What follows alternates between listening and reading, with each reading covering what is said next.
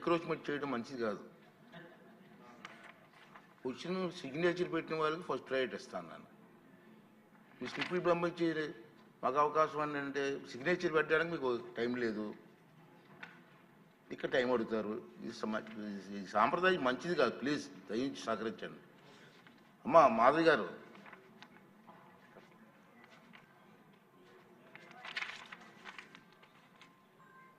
అధ్యక్ష ధన్యవాదాలు.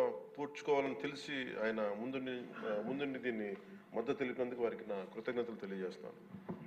ఈ చారిత్రాత్మక సంస్కరణలకు మద్దతు తెలిపిన తొలి రాష్ట్రంగా నిలిచింది నారా చంద్రబాబు నాయుడు గారి నాయకత్వంలోని ఆంధ్రప్రదేశ్ ప్రభుత్వం. జీఎస్టీ పన్నుల విధానాన్ని సులభతరం చేయడం ద్వారా సాధారణ ప్రజలకు ప్రత్యక్ష లాభాన్ని చేకూర్చి వ్యాపారులపై పన్నుల భారాన్ని తగ్గించి పన్ను వ్యవస్థలో పారదర్శకతను పెంచుతోంది. ఈ చారిత్రాత్మక సంస్కరణల పన్నుల విధానాన్ని సులభతరం చేసి వ్యాపార పరిశ్రమల అభివృద్ధికి సహకరిస్తుంది. ప్రజల పొదుపును పెంచి కొనుగోలు శక్తిని పెంపొందించడానికి, కొత్త పెట్టుబడులను ఆకర్షించి దేశాన్ని స్థిరమైన వృద్ధి మార్గంలో నిలపడానికి దోహదపడుతుంది. జీఎస్టీ రేట్ల సరళీకరణ ద్వారా ప్రజలు అధికంగా ఉపయోగించే వస్తువులు, సేవలకు డిమాండ్ పెంచి ఉత్పత్తిని విస్తరించి కొత్త పెట్టుబడులను ప్రోత్సహిస్తుంది. తద్వారా ఆర్థిక వృద్ధికి దారితీస్తుంది. నిజంగా ప్రజలకి, ఆర్థిక వ్యవస్థకి చాలా లాభదాయకమైన సంస్కరణ. రంగాల వారీగా చూసుకుంటే ముఖ్యంగా రైతుల కోసం ట్రాక్టర్లు, వ్యవసాయ యంత్రాలు, పరికరాలు మరియు ఇన్పుట్స్ పై పన్నులు తగ్గించడం వల్ల సాగు వ్యవసాయ వ్యయాన్ని తగ్గించి ఉత్పాదకను పెంచుతాయి.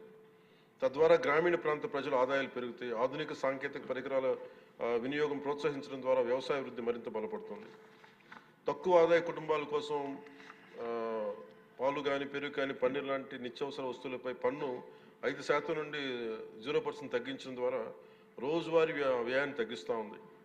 నిత్యావసరాలు నెయ్యి కానీ, వెన్న కానీ, వంట పాత్రలపై పన్ను 12% నుంచి 5% తగ్గించడం కూడా కుటుంబ బడ్జెట్లకి ఇది చాలా ఉపశమనం కలిగిస్తుంది. అలాగే ప్రతి కుటుంబం కోసం ఉండే సబ్బులు కానీ, షాంపూలు కానీ, టూత్పేస్ట్ వంటి వ్యక్తిగత సంరక్షణ ఉత్పత్తులపై పన్ను 18% నుంచి 18% నుండి 5% పరిమితం చేయడం ద్వారా వాటి ధరలు చాలా గణనీయంగా తగ్గుతాయి.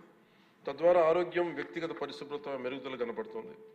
మధ్యతరగతి కుటుంబాల కోసం కార్లు, ఫ్రిడ్జ్లు, టీవీలు, ఎయిర్ కండిషనర్లపై పన్ను 28% నుంచి 18% తగ్గించడం ద్వారా వాటి ధరలు అందుబాటులోకి వచ్చి ప్రజల జీవన ప్రమాణాలు మెరుగుపడతాయి. అలాగే గృహ నిర్మాణానికి సంబంధించి సిమెంట్ పన్నుపై కూడా 28% నుంచి 18% తగ్గించడం ద్వారా గృహ నిర్మాణ వ్యయం తగ్గి సొంత ఇంటి కల సాకారం అవుతోంది. ఆరోగ్య రంగం కోసం ఔషధాలపై పన్ను 12% నుంచి 5%కి, అత్యవసర మందులపై పన్ను 5% నుంచి 0% తగ్గించడం ద్వారా రోగులకి చాలా కీలక ఉపశమనం కలిగి అందరికీ వైద్య సేవలు అందుబాటులోకి వచ్చి ప్రజా ఆరోగ్య సంరక్షణ మెరుగుపడుతుంది.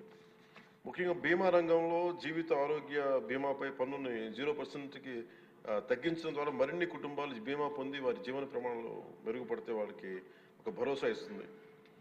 ముఖ్యంగా ఎంఎస్సీల కోసం వ్యాపార ఉత్పత్తులు, మధ్యవర్తిత్వ సేవలపై పన్ను సరళీకరణ ద్వారా ఖర్చులను తగ్గించి పోటీ వాతావరణాన్ని పెంచుతూ ఉంది. త్వరితగతిన వెంటనే రీఫండ్ ద్వారా వ్యాపారులకు సమయానికి డబ్బు అందుబాటులో ఉండే వ్యాపారం, ఎగుమతులు, ఉపాధి అవకాశాలు పెరుగుతాయి.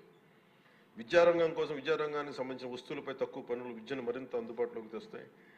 జీఎస్టీ 2.0తో భరోసా. ఈ సంస్కరణ ద్వారా ప్రజల చేతిలో ఉండే సంపద మరింత పెరిగి వస్తువుల వినియోగం పెరగడంతో పాటు నూతన పెట్టుబడులకు ప్రోత్సాహం లభిస్తుంది. తద్వారా ఆదాయ సేకరణ పెరుగుతోంది. వాణిజ్య పరిశ్రమలకి సంబంధించి జీఎస్టీ సంస్కరణ విజయవంతమైన అమలు సహకరించిన అన్ని వాణిజ్య సంస్థలు, వ్యాపార సంఘాలు, పరిశ్రమ సంఘాలకు ఆంధ్రప్రదేశ్ శాసనసభ హృదయపూర్వక కృతజ్ఞతలు తెలుపుతోంది. ప్రజలకు లబ్ధి చేరేలా చేసిన ఈ భాగస్వామ్యం సమగ్ర వృద్ధిలో సాధనలో కీలకం.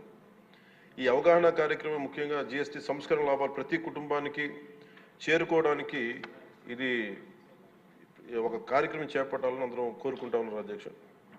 జిల్లా నుంచి గ్రామ స్థాయి వరకు ఈ అందరికీ తెలిసేలాగా మరింత ఏమేమి తగ్గుతాయి, ఏవి బెనిఫిట్స్ ఉన్నాయి, ఇవన్నీ ప్రజలందరికీ తెలియజేసే ఒక కార్యక్రమం ఖచ్చితంగా రూపొందించాలి. దాని మీద మేము కోరుకుంటా ఉన్నాం. అలాగే ఈ రెవెన్యూ కానీ, కమర్షియల్ ట్యాక్స్, పంచాయతీ అధికారులు గ్రామ స్థాయిలో ప్రజలకు నేరుగా కలిసి వాళ్ళకి మమేకం వాళ్ళకి ఎలా లబ్ధి చేకూరుతుందో అది కూడా చెప్పగలగాలి. పరస్పర అవగాహనతో పాటు పలు మీడియా వేదికల ద్వారా విస్తృత ప్రచార కార్యక్రమాలు చేపట్టాల్సిన అవసరం ఉంది. ఈ కార్యక్రమం ప్రధాన లక్ష్యం ప్రతి కుటుంబం జీఎస్టీ సంస్కరణల గురించి తెలుసుకుని వాటిని లాభాలు పొందాలని మనస్ఫూర్తిగా కోరుకుంటూ ఆంధ్రప్రదేశ్ ప్రభుత్వం ఈ చారిత్రాత్మక మార్గదర్శక సంస్కరణలు ఆహ్వానిస్తూ ప్రజల ఆర్థికాభివృద్ధి కోసం వాటి విజయవంతమైన అమలుకు సంపూర్ణ మద్దతు ప్రకటిస్తుంది. థ్యాంక్ యూ అధ్యక్ష. జై హింద్.